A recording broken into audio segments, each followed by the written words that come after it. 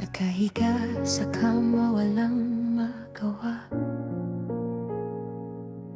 Nag-scroll sa phone, nagbaka sakali lang naman sinta. Pinindot ang app na may kulay at buhay. Sinong mag-aakalang doon kita matatagpuan ng tunay? Isang hi na mahiyain, isang hello na may ngiti. Doon nagsimula ang magdamagang puyatan sa gabi. Bawat pop-up ng pangalan mo may dalang ka pa. Binabasa ang mensahe mo habang mag-isang natatawa. Ang boses mong narinig sa maikling recording naging paboritong tunog, mas matamis pa sa hiling. Hindi na kailangan ng kung ano-anong pormahan. Sa simpleng usapan nahulog ang kalooban.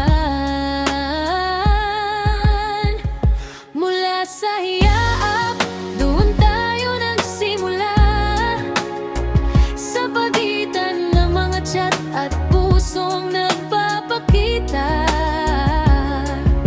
Akala ko nung una laro-larang lahat, pero ang tibok ng puso ko noon sa'yo lang tapat. Salamat sa signal, salamat sa app na to. Ang dating notification lang naging mundo ko.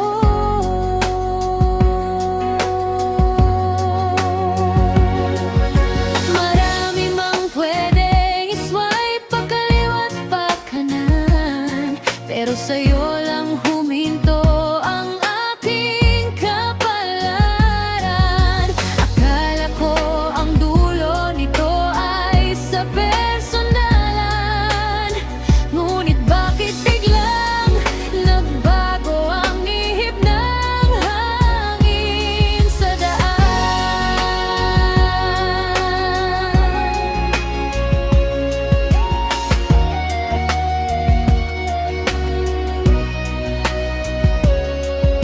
Biglang gabi-gabi na kung mag-reply ang iyong account.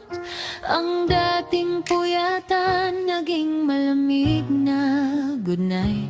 Wala nang boses na pinapadala, wala nang mga tawa. Ang dating masiglang screen unti-unti nang nawawala. Mula sa hiyap, doon tayo nagsimula. Ngunit sa screen din pala tayo magwawakas sinta. Akala ko nung una tayo na hanggang huli, pero ngayon mag-isa na namang nakangiti ng may hapdi. Naka-offline ka na at block na yata ako. Ang dating notification lang naging sugat sa puso ko. Binuksan ko'y ang antena. Inisa-isa ang mga lumang usapan at kahapon. Hindi pala sapat ang koneksyon sa internet para sa pag-ibig na akala ko'y pangmatalan. Hiya app, doon nag-umpisa at doon din nagtapos ang kwento nating dalawa.